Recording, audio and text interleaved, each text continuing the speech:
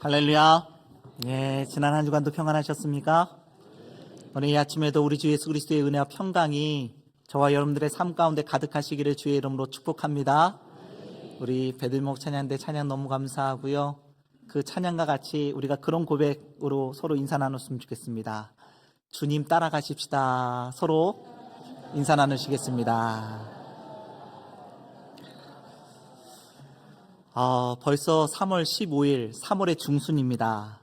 달력으로는 이제 봄인데요. 밖에 나가보면 바람이 참 차갑습니다. 이제 봄이네 하면서 가볍게 입고 나갔다고는 이 꽃샘추위에 깜짝 놀라서 잔뜩 웅크리며 걸어다니는 그런 날들이 있곤 할 겁니다. 그런데 여러분, 그런 와중에 참 신기한 것은요, 어느 순간 바람이 탁 멈추는 순간이 있습니다. 그리고 볕이 잘 드는 그런 곳을 이렇게 딱 지나고 있을 때면요, 등 뒤에서 따뜻함이 한꺼번에 몰려드는 그 햇살이 있거든요. 그러면 저는 잠시 걷던 그 걸음도 잠시 멈추게 됩니다. 그리고 가만히 서서 그 따뜻한 햇살을 받아봅니다. 이게 얼마나 따뜻한지 몰라요. 두꺼운 옷을 입을 때와는 또 다른 피부 속 깊이 이렇게 파고드는 것 같은 그러한 따뜻함이 이 햇살을 통해 느껴지더라는 거죠. 한 1분 정도만 이렇게 햇살을 받아도요, 참 좋더라고요. 야, 이제 정말 봄이 오려나 보다 하는 그런 소리가 절로 나옵니다. 여러분도 그런 따스함 느끼고 계시죠? 저는 길거리에서 느끼는 그 따스한 햇살을 생각하면서요, 이런 꿈을 좀 꿔봅니다. 우리 마정교회가 여기 계신 우리 모든 성도들에게 그러한 영적인 따뜻한 햇살과 같은 느낌을 줄 수 있었으면 좋겠다. 여러분, 세상살이가 얼마나 춥습니까? 사람 관계에 치이고 또 먹고 사는 문제에 치이다 보면요, 우리 마음은 어느새 꽃샘 추위를 느끼면서 아직도 잔뜩 웅크리고 있는, 마음을 활짝 열지 못하고 그저 그냥 이렇게 닫고 사는 그러한 경우들이 많은 것을 보게 됩니다. 그런데 그런 때에 우리 교회에 오셔서 잠시 걸음을 멈추시고 주님의 말씀에 그 은혜를 쫙 쬐는 겁니다. 사랑의 햇살이 우리의 다친 그 마음을 위로 쏟아지면서 주의 말씀이 우리의 굳어져 버린 생각을 따스하게 풀어주면서 다시 살아나는 기운을 얻게 되는 놀라운 축복의 역사가 있게 될 줄로 믿습니다. 더 나아가서 우리 마정교회가 이 검단 지역에서 예수 그리스도의 따뜻한 그 사랑을 품고 세상 추위에 떨고 있는 사람들에게 잠시 여기서 볕 좀 쬐세요, 정말 따스합니다 라고 말해줄 수 있는 영적 온기가 가득한 그런 우리 마정교회가 되기를 주의 이름으로 축복합니다. 우리 앞뒤 옆 사람들과 함께 다시 인사 나누실 텐데요, 제가 당신의 따스한 햇살이 되어드리겠습니다. 우리 서로 그렇게 인사 나누시겠습니다. 제가 당신의 따스한 햇살이 되어드리겠습니다. 네. 우리가 지난 시간 나누었던 말씀 기억나시나요? 지난 시간에 우리가 무슨 말씀 들으셨죠? 안 나시죠? 괜찮습니다. 그게 정상이에요. 그래서 우리에게 복습이 필요한 겁니다. 우리가 지난 시간에 나눠본 말씀은요, 예수님께서 가보나움 회당에서 더러운 귀신 들린 사람을 고쳐주시는 이야기였습니다. 여러분, 회당이라고 하는 곳은 하나님의 말씀이 선포되어지는 곳이죠. 오늘날로 말하면 교회라고 말할 수 있습니다. 그곳에서 우리 예수님 하나님 말씀을 선포하셨습니다. 그러자 많은 사람들이 권위 있는 그 예수님의 말씀의 그 가르침에 깜짝 놀라했습니다. 서기관들이 하던 얘기하고는 완전히 차원이 달라, 이러면서 깜짝 놀랐고요. 또 한 가지는 더러운 귀신 들린 사람을 말씀으로 고쳐주시는 그 능력을 보면서 또 한 번 깜짝 놀랍니다. 그런데 더 놀라운 사실은요, 그것뿐이었다는 거예요. 딱 거기까지였다는 겁니다. 그 이후로는 변화가 없었어요. 말씀에 놀라고 기적에 감탄은 했는데 정작 그들의 마음속에 나도 저 말씀대로 변화되고 싶다, 저 예수를 내 구주로 모시고 싶다라고 하는 믿음의 결단은 볼 수 없었다는 거예요. 귀신조차 당신은 하나님의 거룩한 자니이다 라고 소리치면서 예수님을 척하니 알아보았는데, 정작 그곳에 있던 유대인들은 예수님을 그저 그냥 신기한 분으로, 좀 놀랍게 말씀을 전하는 그런 선생으로 여겼을 뿐 메시아로 받아들이지는 않았다는 겁니다. 오늘날도 마찬가지입니다. 오늘날의 이 회당이라고 말할 수 있는 교회에서 우리는 수없이 하나님의 말씀을, 복음을 전해 듣습니다. 그리고 하나님의 말씀에 수없이 놀랍다, 감동받았다, 은혜 받았다 라고 말은 하지만, 실제로 그 말씀이 우리의 삶에 우리에게 변화를 일으키거나 우리의 삶 가운데 하나님의 나라가 이루어지는 그러한 경험들은 좀처럼 하지 못할 때가 많이 있는 것 같습니다. 왜냐하면 하나님의 말씀을 듣기는 듣는데 그 말씀에 대해서 믿음으로 반응하지 못하고 그 말씀에 순종하며 살지 못하기 때문이더라는 거예요. 이런 우리들에게 예수님은 오늘 말씀을 통하여서 아주 중요한 발걸음을 우리에게 보여주십니다. 오늘 예수님은요, 당신의 복음을 받아들이지 않는 그 냉담한 회당을 나오셔서 야고보와 요한과 함께 시몬과 안드레의 집으로 가십니다. 29절 말씀에 회당에서 나와 곧 야고보와 요한과 함께 시몬과 안드레의 집에 들어가시니, 이 행보 속에 이런 의미가 담겨져 있는 겁니다. 바로 앞의 이야기와 연결해 볼 때에 하나님 나라 복음을 받아들이지 않는 그 회당은 더 이상 회당으로서의 가치가 없다. 아무리 하나님의 이름으로 모이고 아무리 하나님의 말씀이 선포되어지는 곳이다 할지라도 믿음의 역사가 일어나지 않는 그 회당은 더 이상 회당이 아니다. 더 이상 하나님의 말씀을 가르치거나 예배하는 장소로서의 의미를 잃어버리게 된 것이다.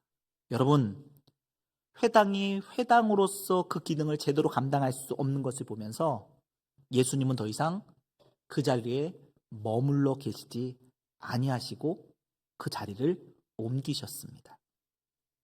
가버나움 회당은 더 이상 하나님의 나라를 담아낼 수 있을 만한 장소가 되지 못했다는 거예요. 새술은 새 부대에 담아내듯이 예수님은 새로운 복음을 담아낼 수 있는, 믿음으로 담아낼 수 있는 곳을 찾아가셨습니다. 그리고 그곳으로 발걸음을 옮기셨습니다. 그곳이 바로 시몬과 안드레의 집이었다는 거예요. 사랑하는 성도 여러분, 교회가 교회답지 못하면 우리 예수님 그 자리에 계속 머무실 수가 없게 됩니다. 믿음의 가정이 더 이상 믿음으로 하나님 나라의 말씀을 받아들이지 못하고 그 말씀에 제대로 반응하지 못한다고 할 것 같으면 예수님은 그 자리에 계속 계실 수가 없게 된다는 거예요.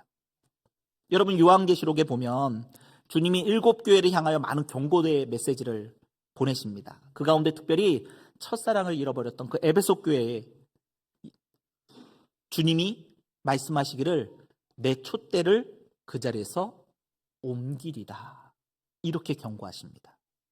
주님의 몸된 교회가 주의 말씀에 순종하지 아니하고 회개하지도 아니하면 촛대를 옮겨버리시겠다는 겁니다. 이 얼마나 두렵고 떨리는 말씀이에요. 저는 이 말씀 우리 교회를 비롯해서 한국 교회가 정말 경각심을 가지고 반응해야 되는 줄 믿습니다. 사랑하는 성도 여러분, 오늘 본문 앞에서 우리가 분명히 깨달아야 할 것은 믿음으로 교회는 교회다워야 하고 믿음으로 성도는 성도다워야 하는 겁니다.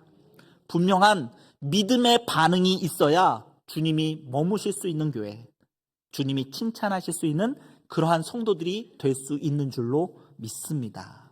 바라기는 우리 마정교회 모든 성도님들 하나님의 말씀을 들을 때마다 믿음으로 잘 반응하시고 또 그 말씀대로 순종하며 살아갈 수 있는 그러한 저와 여러분들이 되시기를 주의 이름으로 축원합니다.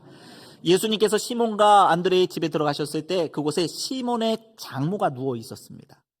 원래 집안에 손님이 오면 안주인이 제일 먼저 나가서 이렇게 반겨야 하는 거잖아요.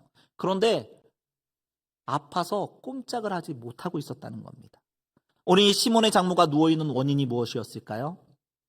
성경은 30절에 시몬의 장모가 열병으로 누워있는지라 라고 말씀합니다. 그런데 이 열병이라고 하는 말이요, 헬라어를 찾아보면 피레수사라고 하는 그런 단어로 쓰여 있는데 이 말은 불이 붙다, 열이 나다라는 의미입니다. 다시 말해서 이 말은 어떤 질병의 변명을 뜻하는 것이 아니고요. 열이 나고 불이 붙은 상태를 뜻하는 말입니다. 우리가 흔히 감기다, 코로나다, 독감이다 이런 변명들이 있잖아요. 그런 변명을 얘기하는 게 아니고요. 열병이라는 게 그런 변명이 아니라 그냥 몸에 열이 나는 상태, 불이 붙은 상태라고 하는 거죠. 우리식으로 말하면 열불이 나서 누워 있었다라고 하는 겁니다. 열불이 났다. 열불이 나는 병. 우리식으로 얘기하면 굳이 뭐라고 할 수 있을까요? 네, 우리나라 화병. 네, 화병. 네.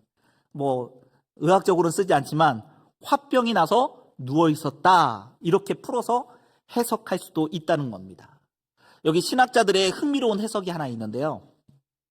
여러분 왜 시몬의 장모가 열병이 났을까요?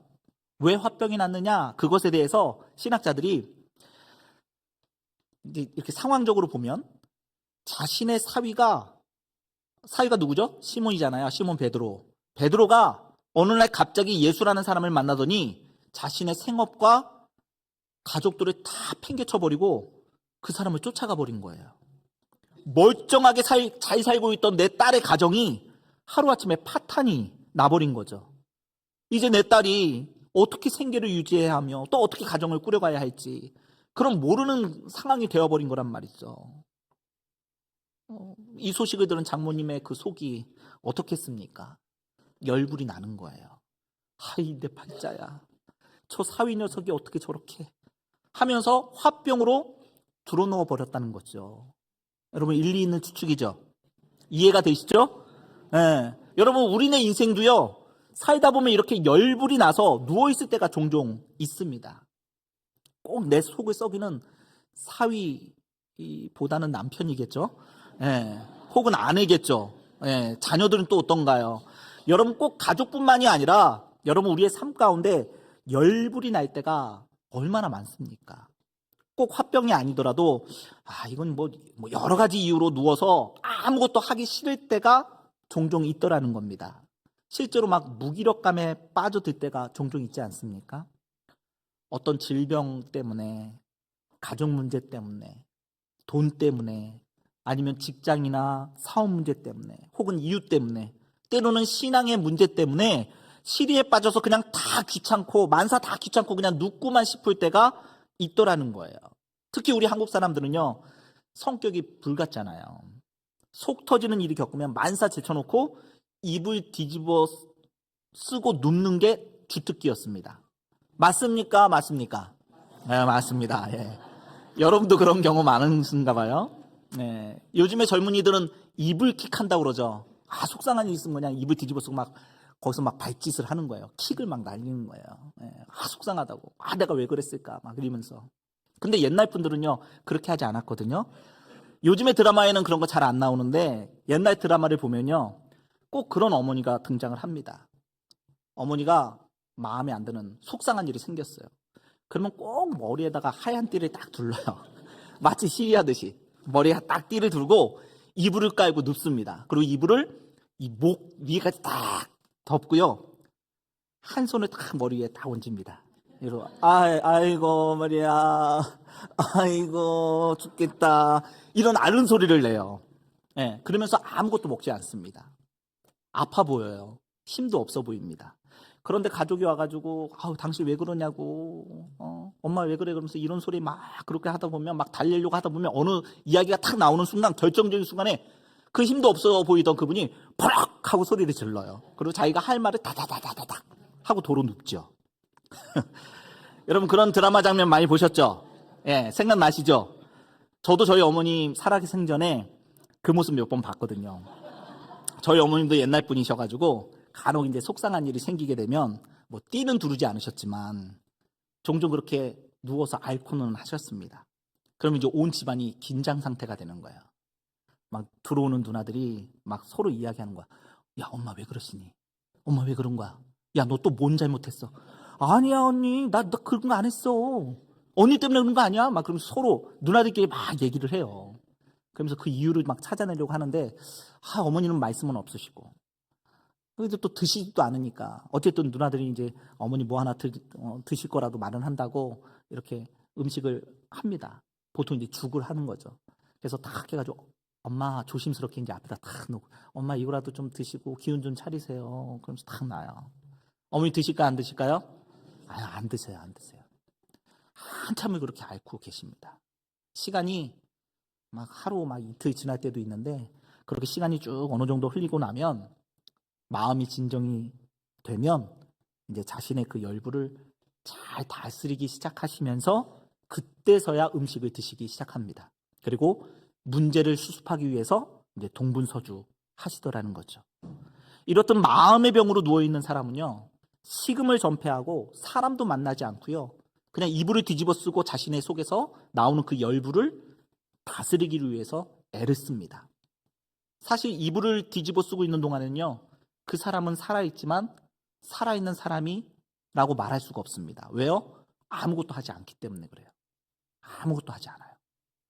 여러분, 우리가 보통 눕기 시작하면요, 눕기 시작하는 이유가요, 우리의 몸이 정말 아파서이기보다는 마음의 병 때문에, 이 화 때문에 눕게 되는 것인데, 가만히 보면 시간이 지날수록 정말 몸도 아프는 것을 경험하게 됩니다. 속상해서 화가 나서 누웠는데 막상 누워보니까 우리 몸도 여기저기가 막 아프기 시작하더라는 거예요. 그래서 멀쩡했던 사람도요, 며칠 누워있다 보면 몸과 마음 모두가 병이 들어서 마치 큰 병이라도 걸린 것처럼 꼼짝 못하는 그런 상황이 벌어지게 되더라는 거예요. 뿐만 아니라 누워있다 보면 마음속에 계속해서 이 생각 저 생각이 나는 겁니다. 그러면서 불평과 원망이 생기게 되더라는 거예요. 그러면서 자기 인생을 신세 타령을 하게 되더라는 거예요. 아이고 내 팔자야. 내 신세가 왜 이렇게 되었나. 다시 말해서 멀쩡하게 걸어다니다가 활동하던 그런 사람이 마음에 화가 나서 한번 그냥 이불 뒤집어 쓰고 누웠을 뿐인데 시간이 흘러가면서 몸도 병들게 되고 더 나아가 자신의 신생 타령까지 하면서 자기의 인생 전체를 원망하는 상황까지 이르게 되더라는 거예요. 여러분, 요한복음 5장에 그 실로암 옆에 38년 된 병자를 여러분 기억하시죠? 38년 된 병자예요. 오랫동안 그 자리에 누워 있었어요. 근데 그 사람에게 예수님께서 다가가셔서 물으십니다. 네가 낫고자 하느냐? 네가 낫고자 하느냐라고 물으셨어요. 근데 그 사람이 뭐라고 이야기합니까? 네, 주님, 제가 낫길 원합니다. 제 병 좀 고쳐주세요. 라고 그렇게 호소하는 것이 아니라 전혀 엉뚱한 대답을 합니다. 주여, 저 물이 움직일 때에 나를 넣어주는 사람이 없습니다. 내가 가기 전에 남들이 먼저 들어갑니다. 그래서 내가 이 모양 이 꼴입니다. 지금 예수님은 그 사람의 병을 고쳐주시려고 야, 네가 낫기를 원하느냐? 이렇게 질문하고 있는데 이 사람은 생뚱맞게 자기 신체 한탄을 하고 있더라는 거예요. 자기를 들어서 옮겨주는 사람이 없다고 원망해요. 들어주는 사람 없다고 원망해요. 자기보다 먼저 들어가는 사람이 있다라고 그 사람을 원망합니다. 그러면서 신세 한탄 하더라는 거죠. 여러분, 몸이 누우면요, 생각도 누워지게 되어 있습니다. 생각이 누워지는 것뿐만 아니라 우리 인생 전부가 다 누워지게 될 수도 있다는 거예요. 사랑하는 성도 여러분, 우리가 인생을 살아가면서 이렇게 순간순간 누워서 신세한탄하면서 나 아무것도 아니다. 나 아무것도 할 수 없다. 그냥 만사가 다 귀찮아지고 그냥 무기력뿐만 아니라 그냥 절망감에 빠져 있을 때가 얼마나 많이 있습니까? 아무것도 하기 싫은 채 손님이 와도 보이콧하고 있는 그 시몬의 장모와 같이 다른 것에 전혀 관심을 두지 아니하고 아무것도 필요 없다. 나 좀 그냥 가만히 냅두라고. 건드리지 말라고. 그러면서 누워있고 싶을 때가 얼마나 많으냐는 거예요. 그럴 때 여러분, 오늘 이 말씀 꼭 기억하시길 바랍니다. 오늘 몸과 마음과 생각이 다 누워버린 이 여인에게 예수님이 다가가십니다. 사람들이 물어요. 여짜와요. 예수님, 저 여인 어떡할까요? 그때 예수님이 다가가셔서 31절에 그 손을 잡아 일으켜 주십니다.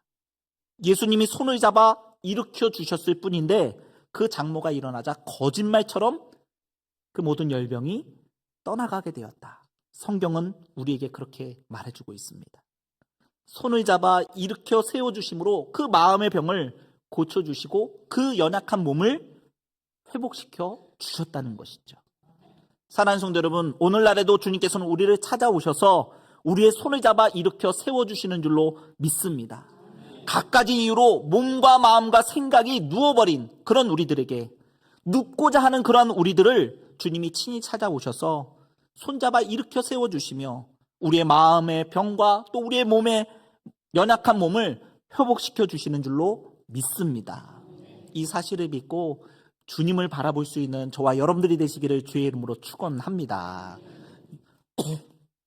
여러분, 예수님의 능력으로 일어나게 된 그 시몬의 장모, 제일 먼저 일어나서 한 일이 뭘까요?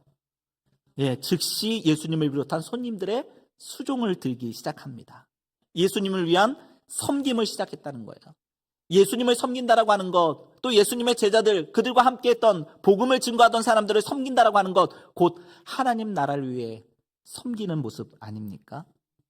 더 나아가서 섬기는, 수종들 뿐만 아니라 섬기는 삶을 살게 되었다는 거예요. 여기 수종이라고 하는 말과 섬김이라고 하는 말은 헬라어로 보면 같은 단어거든요.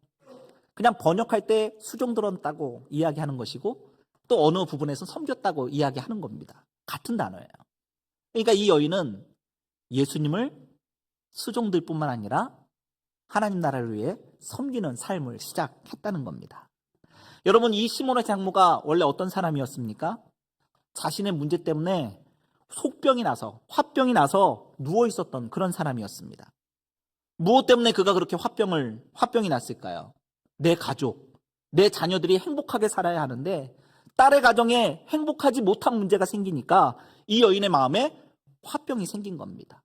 바로 오늘 이 여인의 삶의 목표는 그저 내 가정의 행복, 어떻게 하면 내 가족들 잘 돌보고 어떻게 하면 내 가정 하나 잘 책임질 수 있을까, 어떻게 하면 우리 딸들이, 우리 아들들이 행복하게 살 수 있을까, 자신의 가족만의 행복을 위해서 살았던 인생이었다는 겁니다.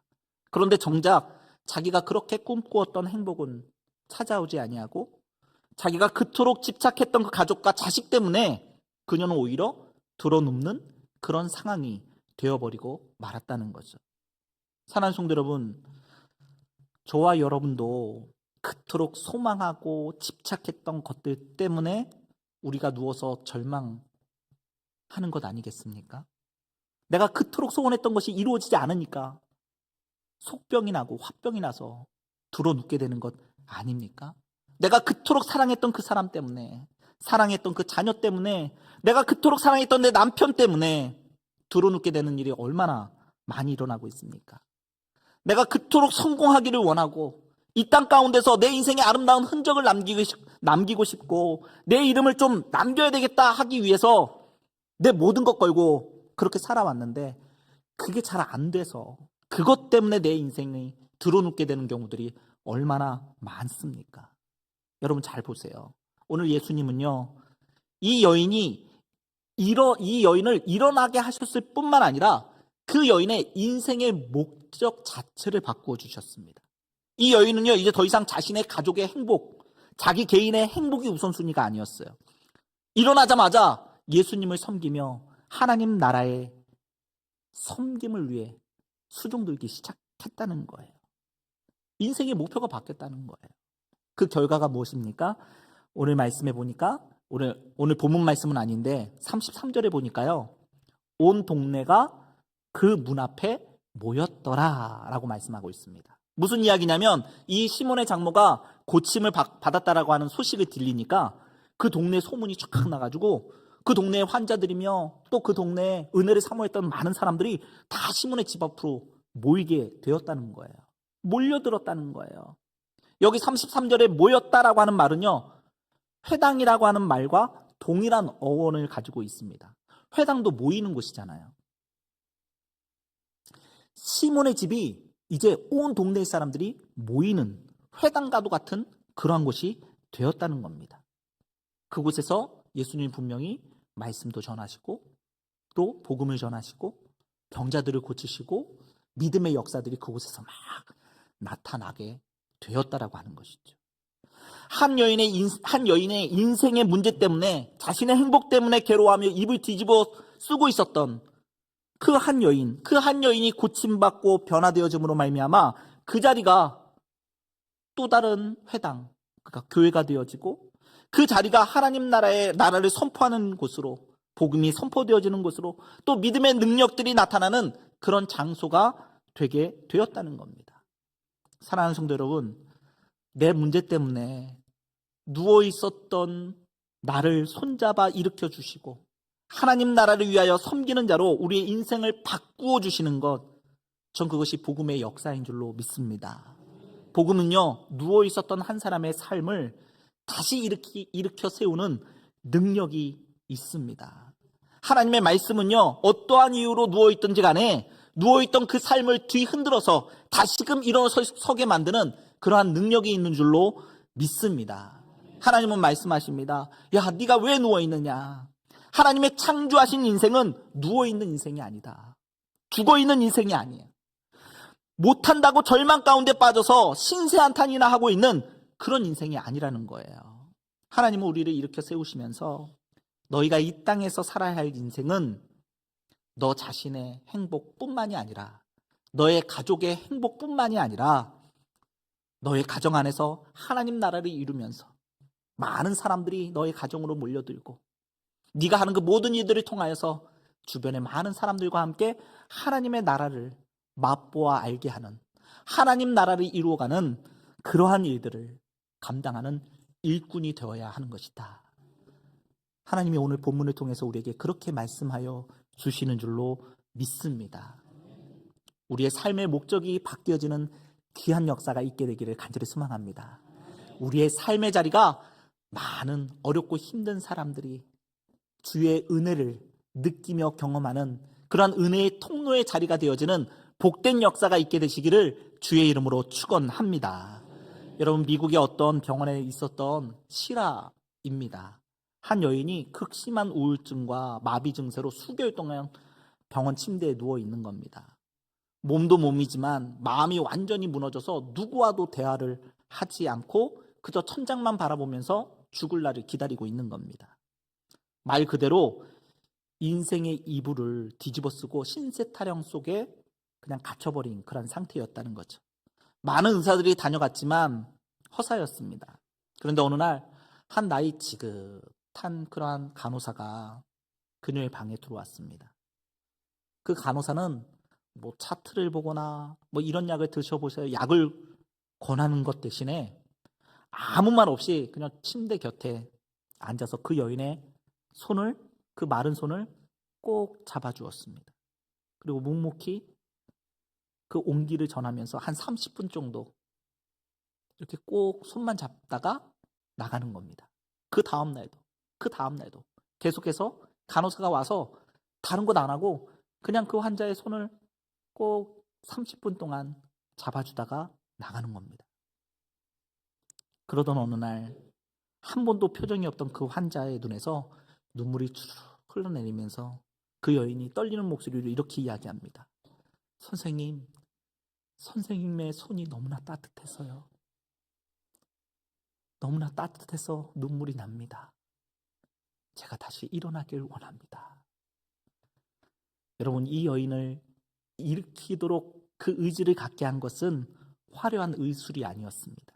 누군가 내 손을 꼭 잡고 있다라고 하는 그 체온, 그리고 당신은 혼자가 아니라고 하는 바로 그 온기였습니다. 여러분, 오늘 본문의 시몬의 장모님 보십시오. 예수님은 그녀에게 야, 너 왜 누워있느냐? 왜 믿음이 없느냐? 이렇게 꾸짖지 않으셨습니다. 그저 다가오셔서 그 뜨거운 열병의 손을 꼭 잡아주셨습니다.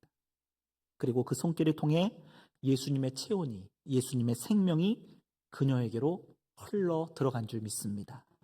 그리고 그 손을 잡아 일으키셨습니다. 그 순간 열병이, 그녀의 속에 있던 그 열불나게 하는 그 열병이 다 떠나가고 그녀가 주님을 수종들게 되는 그러한 역사가 일어나게 되었다는 겁니다. 사랑하는 성도 여러분, 앞으로 우리도 살아가면서 얼마나 많은 정말 입을 뒤집어 쓰고 싶은 순간들이 얼마나 많이 생길지 모르겠습니다. 화가 나고 속상해서 다 포기하고 싶은, 정말 꼼짝하고 싶지 않은 그러한 무력감이 언제든 우리를 찾아올지 모릅니다. 그러나 그럴 때마다 여러분 기억하시길 바랍니다. 주님이 저와 여러분 곁에 오셔서 손 내밀어 주십니다. 그 손 잡아 주십니다. 그리고 일어나라 내 사랑하는 아들아, 일어나라 내 사랑하는 딸들아. 우리의 아픔을 치유하시고 회복시키시며 우리의 손을 일으켜 세워 주실 줄로 믿습니다. 그 손잡아 주시는 그 주님의 은혜를 경험할 때에 우리의 인생이 신세 타령이 아닌, 우리의 입술에 나오는 신세 타령이 찬양으로 바뀌게 될 줄로 믿습니다. 나만 앓고 있던 그 좁은 이불 속 박차고 일어나서 이제는 주님께 수종들며 또 이웃을 잘 섬기며 이 땅의 작은 예수로 날마다 믿음으로 삶을 살아내는 그러한 저와 여러분들이 되어 가시기를 주의 이름으로 축원합니다.